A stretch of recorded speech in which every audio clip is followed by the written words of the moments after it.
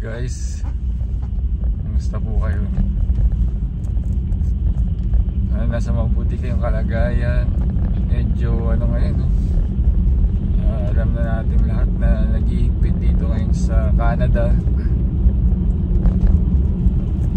when it comes sa immigration.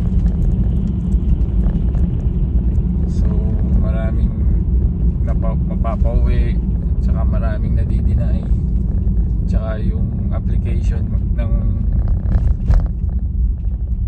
sa immigration medyo matagal talagang. Inigpitan yung yung processing ng immigration dahil nga sa biglang pagdami ng mga temporary residents dito sa Canada. So lumobo yung populasyon. Sa video na to pag-uusapan natin kung ano na yung sitwasyon ng tatlong sikat na immigration pathway dito sa Canada. Ito nga yung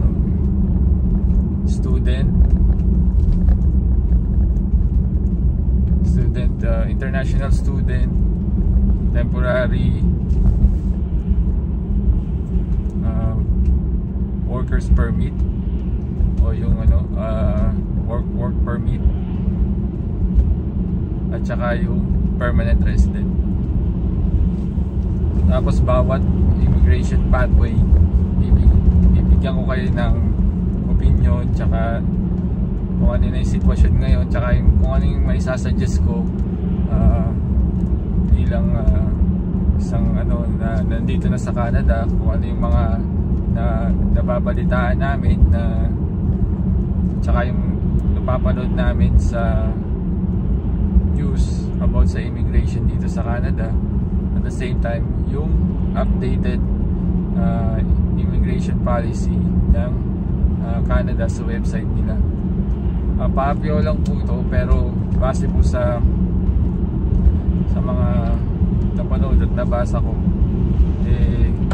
kahit paano mabibigyan ko kayo ng informasyon kung itutuloy nyo pa po muna o pag-iisipan nyo ang pagpunta nyo dito sa Canada. So unahin natin yung international student pathway. So ngayon sa international student pathway, hindi ka na basta-basta pwedeng mag-sponsor ng immediate family mo, yung asawa mo at saka anak, unless master's degree kukunin mo. So pag-iisipan nyo pong mabuti yun, kasi kung ang plano nyo po ay maging international student at makasama ang pamilya nyo, medyo tricky po siya kung hindi nyo kukunin ay ang master's degree. So mahirap po sa inyo kung ang plano nyo po ay meron lang kayong, let's say 1 year tuition lang, no? Tapos ang plano nyo magwo-work kayo dito sa Canada. Medyo mahirap po kung mag-isa lang kayo, dahil kailangan nyo pong magtrabaho para makaipon kayo ng susunod nyo na taon na tuition. Ngayon kung mag-isa lang kayo, mahirap po, dahil 20 hours lang ang pwede nyong 20 hours ng working hours na inalat sa inyo para makapagtrabaho. So yun po, pag-isipan nyo mabuti bago nyo ituloy yung international student yun, pagiging international student yun dito sa Canada. Kasi nga ang intention dapat ng international student, mag-aaral, tapos mag-aaral, uuwi, babalik sa kanyang pinanggalingang bansa. So nagkaroon nga lang ng parang yung program na yon, binigyan ng chance yung estudyante na makapagtrabaho dito. Tinatawag nga po yung na PGWP o Postgraduate Work Permit. Ngayon tinanggal na po yung sa ibang sa ibang mga kurso, kaya dapat po medyo mag-ingat tayo, lalo na kung ang plano nyo ay isama ang pamilya nyo dito po. Medyo mahirap na po hindi master's degree. Ang isa pa po, make sure na hindi nyo guys sasanla o ipangutang yung yung pang tuition nyo rito at saka yung pocket money nyo po dito sa Canada pag nag-international student kayo, kasi ang pagiging international student po rito ay hindi po guarantee na mapi-PR kayo. Huwag po kayo maniniwala sa mga immigration agency na nagsasabi na yung pathway na yun ay guaranteed na mapi-PR po kayo. Hindi po totoo yun, kasi ngayon po naghigpit na sila dahil sa marami po kasing take advantage na iba't ibang sangay ng school at saka nung immigration agency. Ginamit po yun para magamambudol ng mga aspirant na mga immigrant na gusto maging permanente sa Canada. So hindi po guarantee, kaya wag niyo pong ipangungutang, or suggestion lang naman po ito, nasa sa inyo pa rin yung wag niyo pa ipangungutang yung pang tuition nyo or ibebenta nyo yung ari-arian nyo dyan, kasi po wala pong garantiya talaga ang pagiging international student na magiging PR ka dito. Marami na pong mga kababayan natin at ibang lahi na dumating dito, dala yung pangarap nila, tapos pagdating dito walang mahanap na trabaho, tapos nagkataon mag-isa pa siya. Kumbaga naibenta niya at nangutang pa siya sa Pilipinas. Ang nangyari, dahil sa depression, tapos nahirapan pa makahanap ng work, ayun, nangyari hindi niya na tinapos yung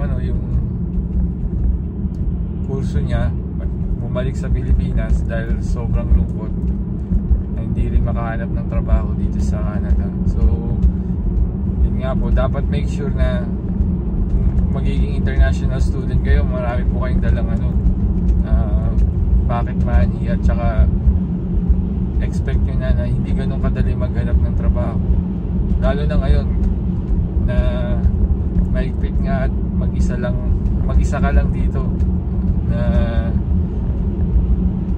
mag-aaral tapos magtatrabaho, dahil nga depende kung gaya ng sinabi ko, kung master lang kukunin nyo, yun,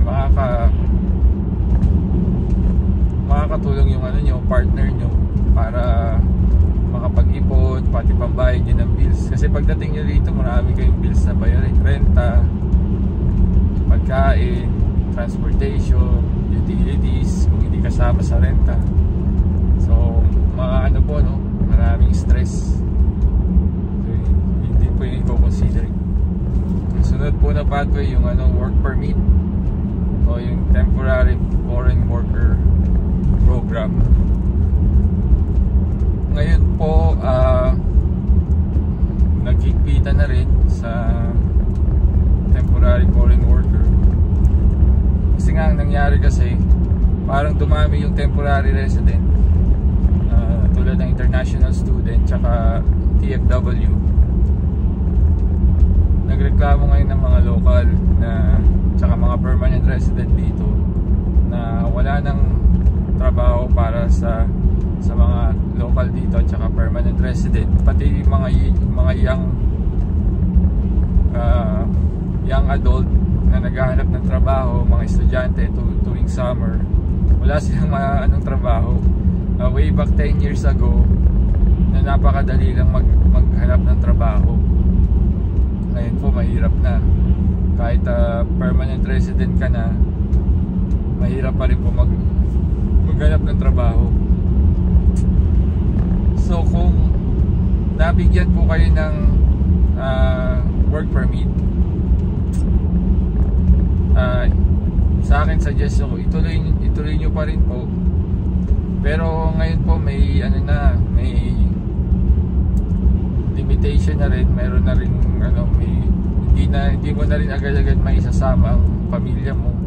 Meron ng tier lang na pwede mong isama. Ang tawag sa amin yan dati parang highly skilled profession. Pagka high skilled yung yung career na puntahan mo, may chance kang may sama mo yung pamilya mo. Kung nanonood po kayo ng channel ko,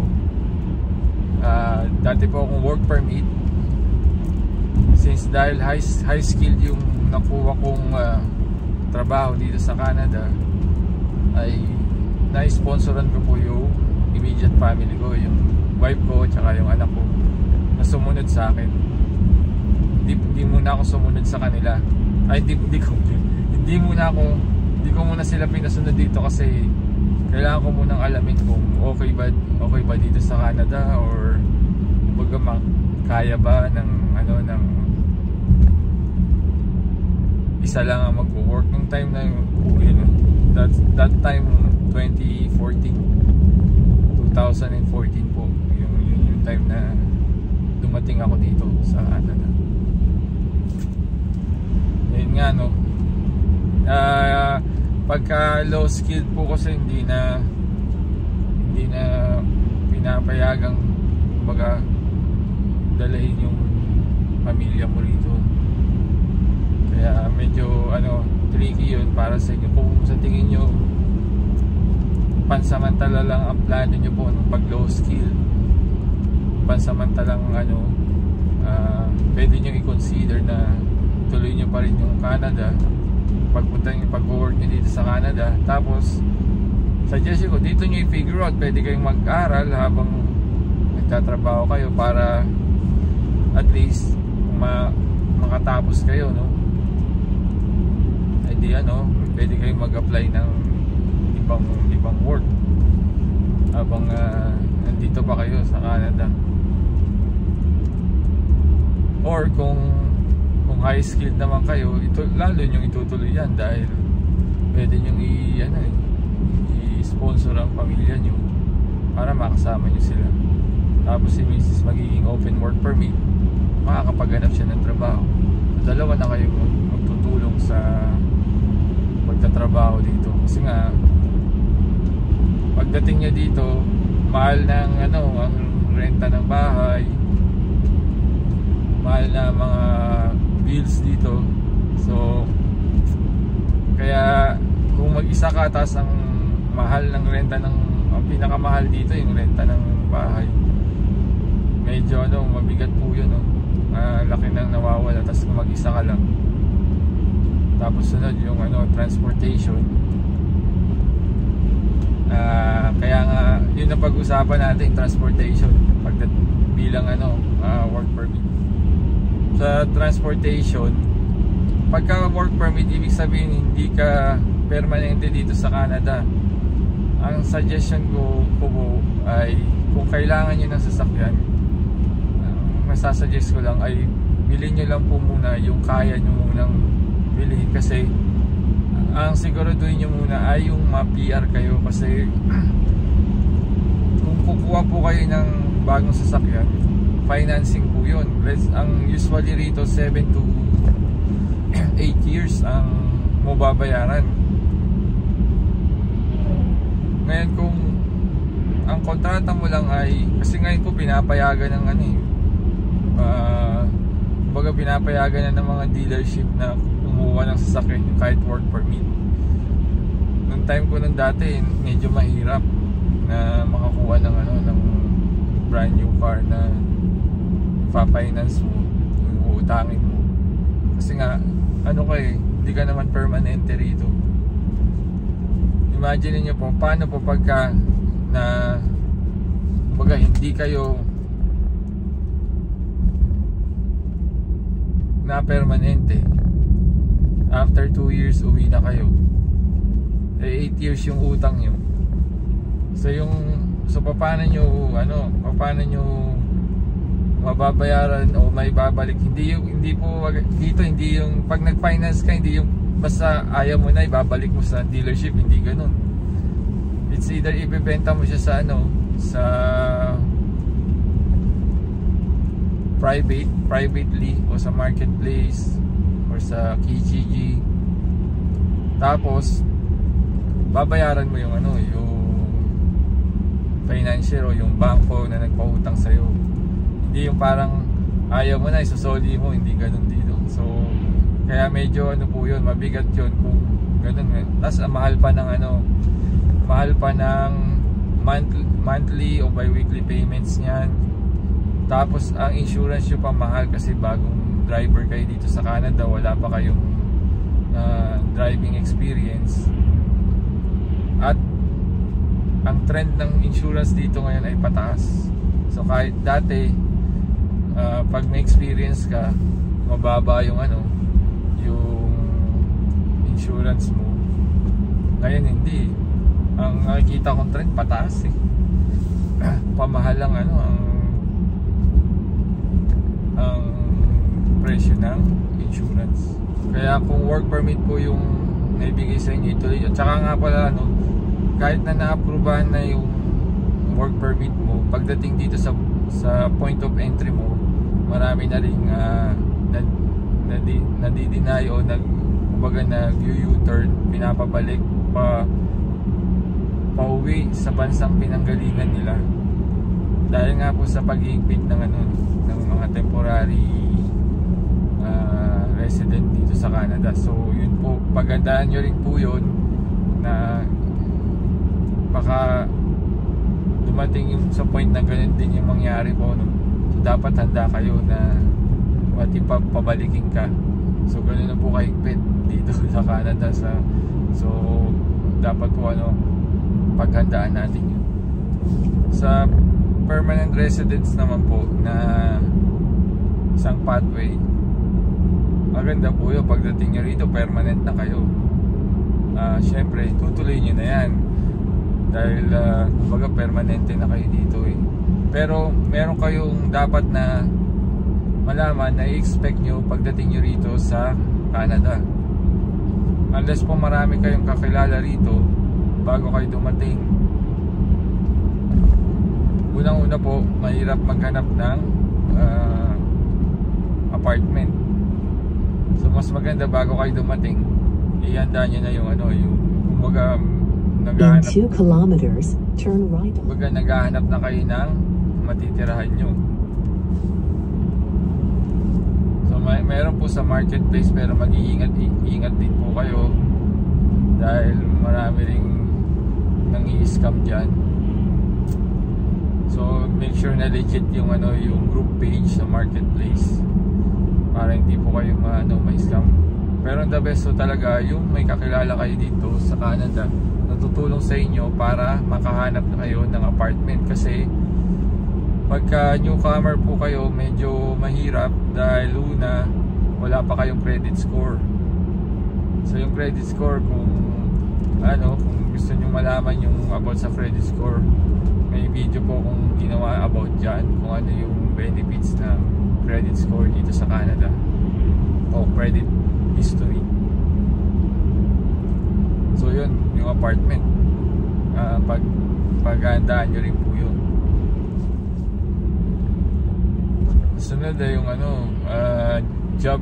job hunting po. So dapat meron na kayong mga na-applyan. Mas maganda po kung may kakilala kayo kasi mas effective po yun pag may kakilala kayo sa company na pwede kayong tulungan na i-refer para makapagtrabaho doon, makapag-apply. Mas maganda po yun. Mas maganda yung may kakilala kayo sa company para malaking bagay po yung referral dito.